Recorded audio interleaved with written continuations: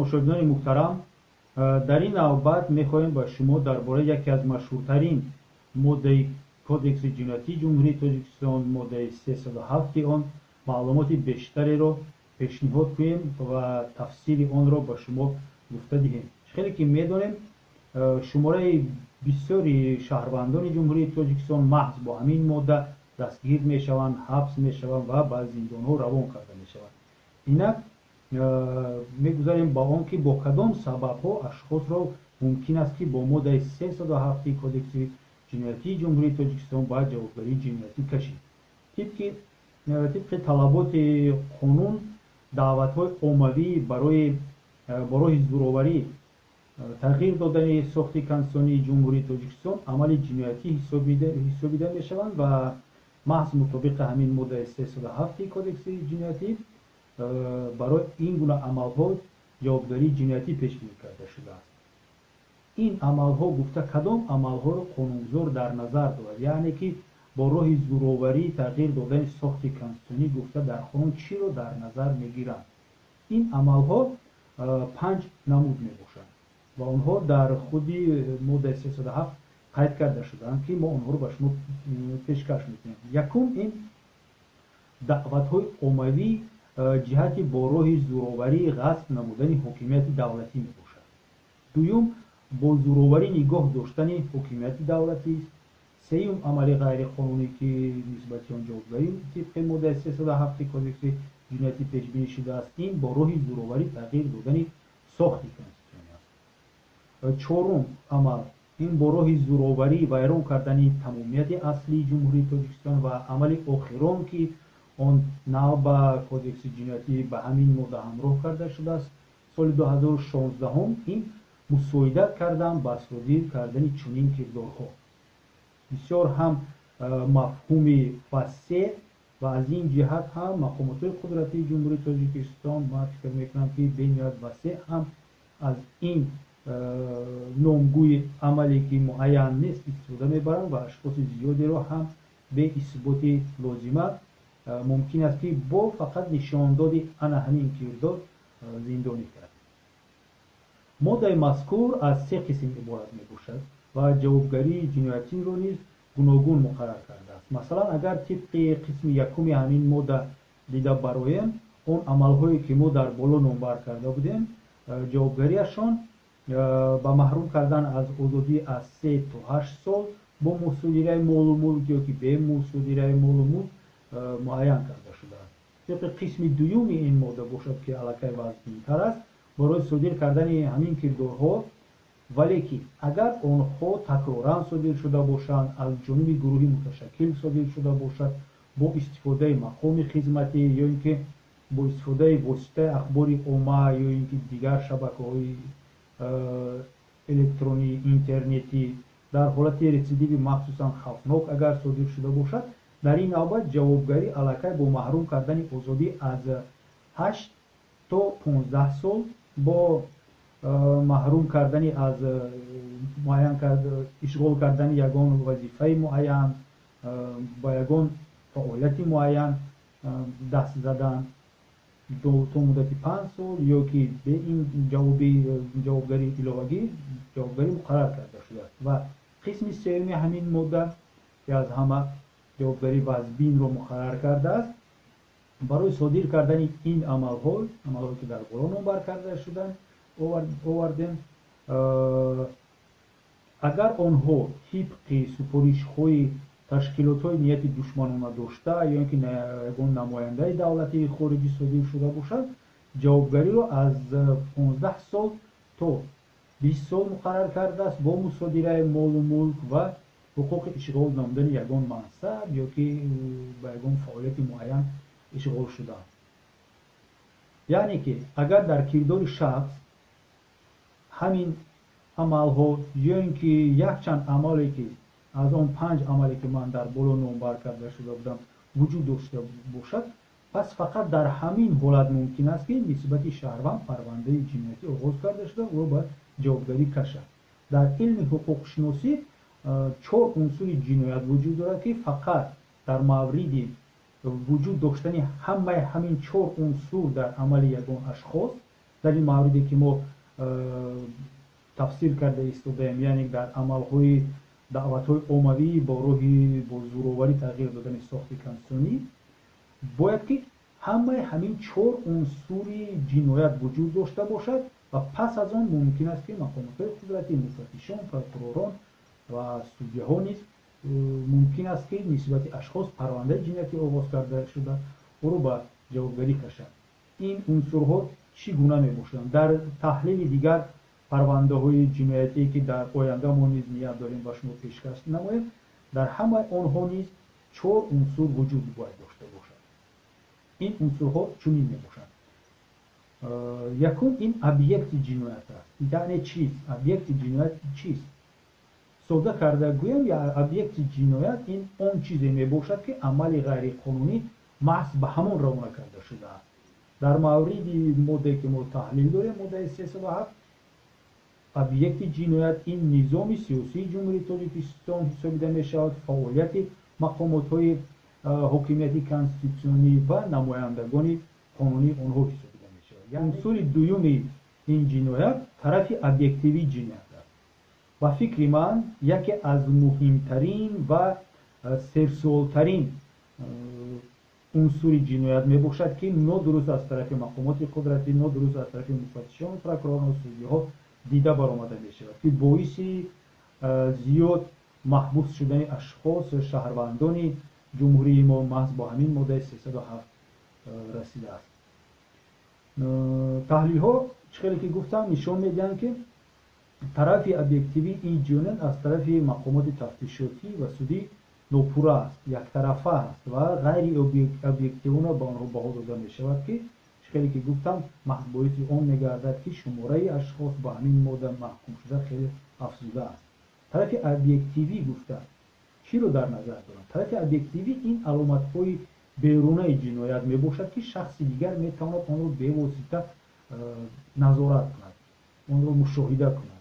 در مورد ماده 307 کودکس جنایتی فقط 5 عمل می توانند که طرف ابیکتیوی جنایت حسابیده شود. یعنی که این دعوت های اموی جهت با راه زوراوری غصب کردن حکومت دولتی، یعنی که همین دعوت اموی باید از طرف کسی مشاهده کرده شونده باشد، آن رو دیده شود، آن رو شنیده شود، احساس کرده شود. این یکم عمل بود. این یکم طرف ابیکتیوی بود، دعوت اموی با راه زوراوری غصب نمودن حکومت دولتی. دومی دعوت اموی با راه زوراوری نگاه داشتن حکومت دولتی. سوم دعوت اموی با راه زوراوری تغییر دادن ساخت کنستیتوسیونی، دعوت اموی با راه زوراوری ویران کردن تمامیت ارضی جمهوری تاجیکستان و اخیرا این مساعده کردن با صادرکنی چنین کردارها. ببینید که در همه جا در 4 کردار در اول دعوت اموی می رود، یعنی که کردار از دعوت اموی سر می شود و خود نام ماده 307 هم همین است، دعوت اموی. ولی یکی از کرداری که مطابق آن با ماده 307 شما به جوابگری کشیده می شود این مساعدت کردن با صادرکنی چنین کردارها که آن را من از جهت علم حقوق فکر می کنم که نادرست قانونگذار در اینجا جای کرده است. مساعدت کردن برای دعوت های اموی، مساعدت کردن برای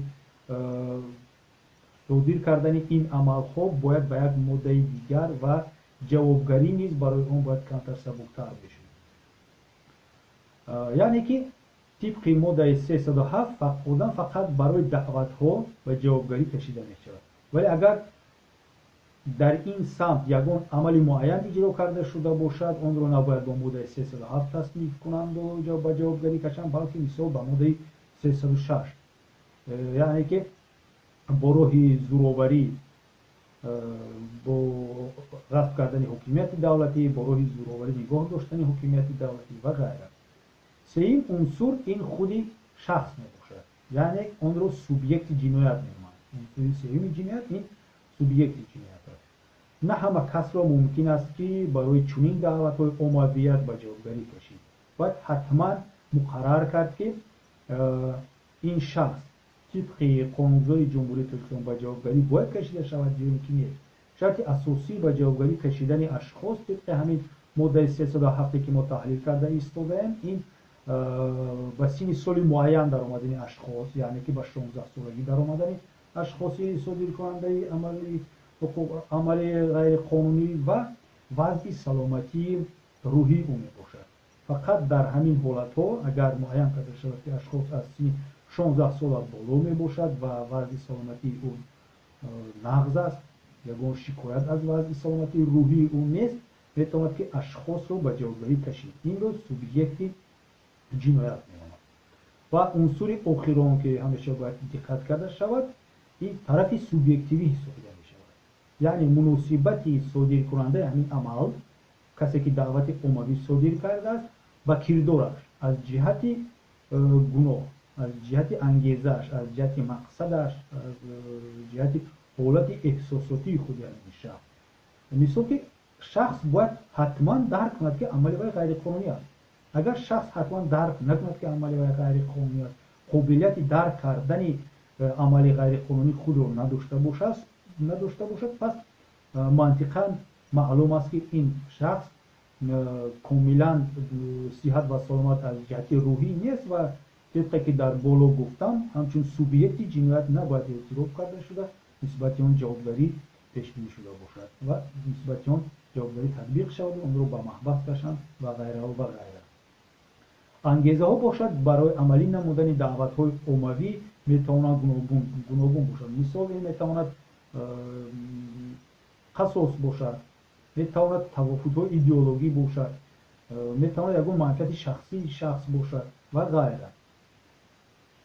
وقتی که شخص رو با ماده 307 گناهکار میکنه، حتما باید که مفتش یک چند نقطه مهم رو در عملهای او معین کند و اثبات کند. یکی از مهمترین علامت ها این اون میباشد که عملهای همین کردار باید حتما که دعوت باید باشد و همین دعوت باید حتما که عمومی باشد. دعوت چیست؟ دعوت این با واسطه سخن، با واسطه یگون متن خطی، شعار، پلاکت، با استفاده بلنگو یک میکروفون، دیگر واسطه تکنیکی از اون جمله با استفاده از واسطه علاقه الکترونیک، اینترنت، شبکه‌های اجتماعی و غیره تأثیر رسانیدن و شعور و اراده دیگران میباشد. یعنی که دعوت این مراجعتی است که در آن خواهش رسانیدن تأثیری راهبری کننده و راهنما و شعور، اراده و رفتار دیگر آدمان برای صادر کردن آنها، برای از طرف آنها صادر کردن یگان عمل معین میباشد.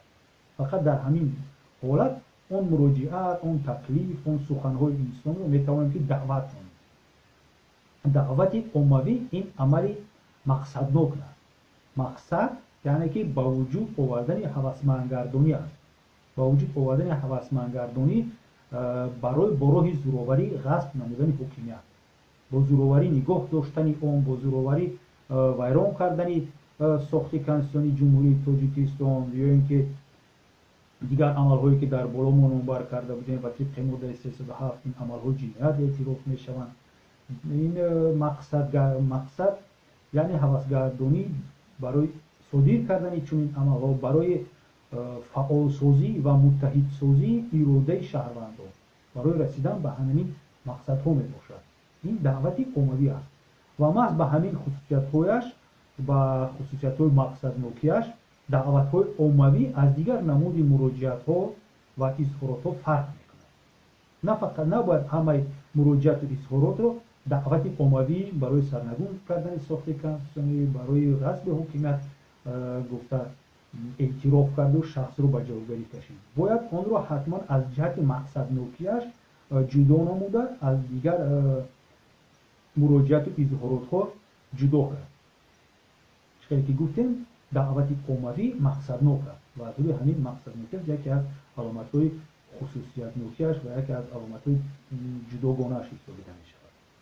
همزمان باید قید کرد که هدف دعوت‌های مذکور خصوصیتی عمومی دارد، یعنی که با یگان اشخاص معین یک و یگانه روانه کرده نشدن، با یک گروه نو معین شخصان عمومی روانه کرده شده. در این گونه مراجعت ها درباره چگونه در کجا چی طور صادر کردن اون عمل هایی که در بالا نمبر کردیم، اون 5 عملی که در بالا نمبر کردیم، یگان چیز گفته نمیشود. گفته نمیشود که اصول فعالیت اکستریمیستی محض کدام است، مشخص چیکار کردن در کار.